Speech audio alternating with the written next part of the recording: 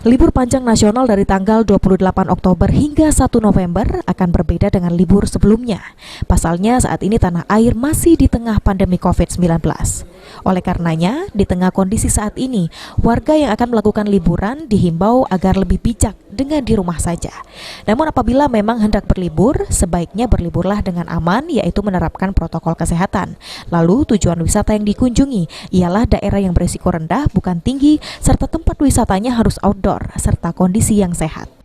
Memang ketika akan ada libur panjang di akhir bulan ini, memang lebih bijak ketika kita bersama-sama masih di rumah saja gitu ya, karena memang pandemi COVID-19 masih berlangsung sampai saat ini.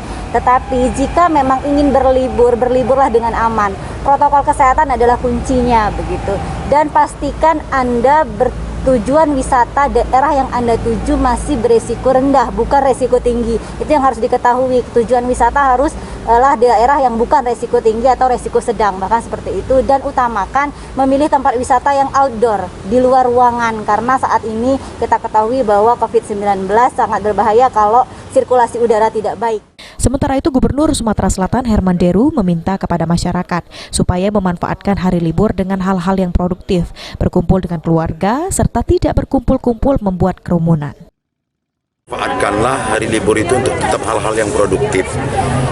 Syukur apabila itu bisa dilaksanakan di rumah, melibatkan keluarga, dan tidak harus berkumpul-kumpul membuat kerumunan.